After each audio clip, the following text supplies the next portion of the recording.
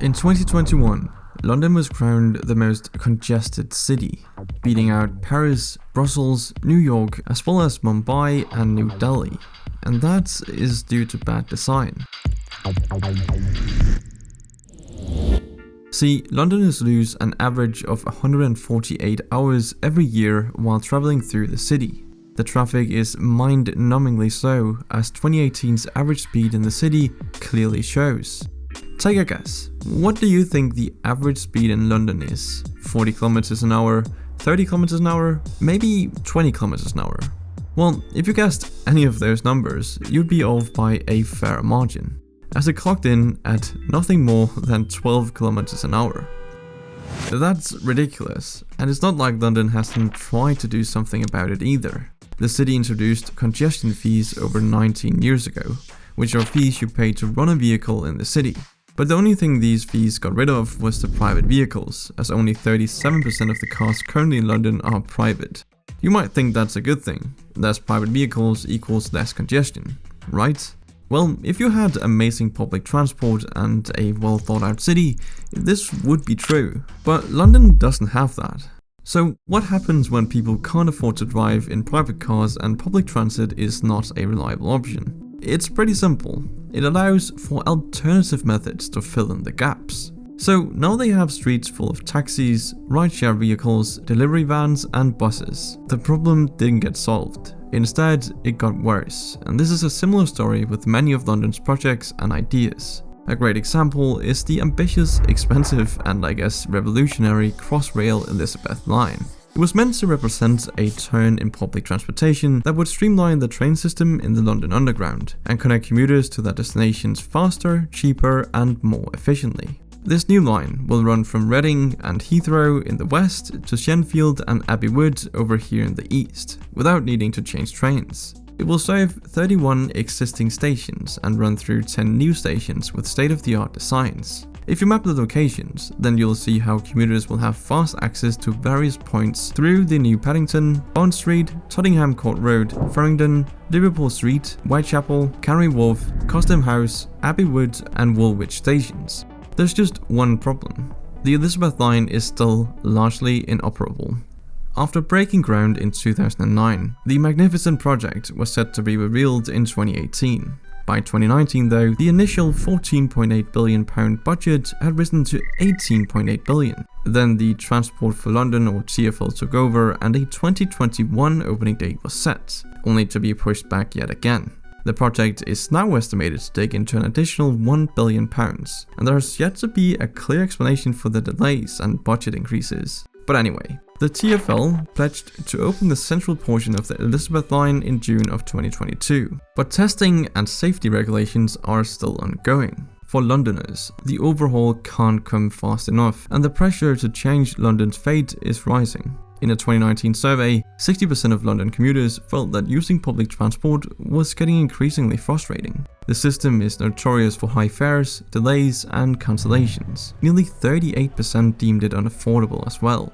So Londoners have had to find alternative options. Operating the city since 2013, private transportation services like Uber are used by over 3.4 million Londoners and facilitated by over 40,000 drivers. They directly cause traffic, as drivers often circle the city on a loop, waiting for their next pickup. But the 40,000 Uber drivers are also accompanied by 21,000 traditional black cabs. That's not all though, as we still haven't discussed the delivery vans. See, when city planners opened up operations of transnational companies like Amazon, the British economy did grow. However, planners didn't factor in the boom of online shopping and the infamous same-day delivery, where vans zoom through the city centre to reach multiple destinations on any given day, 7 days a week. Express delivery might be convenient for the customer and profitable for the supplier, but it grinds London's traffic time to an absolute halt. Then there's the buses. London has one of the most iconic and recognizable buses in the world. Amazingly though, people aren't really using them. So why is that? Well, the average bus speed in traffic might have something to do with it, as the average speed of buses in London is 6 km per hour. That's walking speed. But why is it so slow? I mean, it's literally going at half the average speed of other cars on the road. The answer is a few things. For one, London's population is on the rise. It's estimated that the population expands by 100 to 200,000 people per year on a conservative scale. Simply put, London's working class has outgrown the city. More people needing to get to work faster creates congestion. For lower income homes, the trains are either inaccessible or cost too much, which means a car or taxi is not an option either. To curb that demand for cheaper transport, Mayor Sadiq Khan introduced the hopper fare system in 2016. This allows passengers with connecting bus routes to get the second trip for free if it's made within an hour of the first. This had commuters using the bus way more, utilizing the free second ride and ditching the high costs of private vehicles. That again picked up the passenger traffic, which picked up the on-road traffic as well. Though the hopper fare system is rooted in good intentions, the policy wasn't tested out well enough to accommodate the influx of new passengers. Years later, bus users declined as people would rather walk or cycle given the slow system. This leaves cars, buses and everything in between to sit in 6 to 12 km/h traffic as the fumes from their diesel-fueled vehicles add to the city's air pollution problem. Now, here's where the bad infrastructure turns ugly. According to IQ Air, nearly 8,600 people died prematurely due to London's air pollution in 2020. It cost the city approximately €1 billion. It's why London and Europe as a whole have leaned heavily into decarbonizing their metropolitan areas and including bike lanes and proper pedestrian walkways in the city.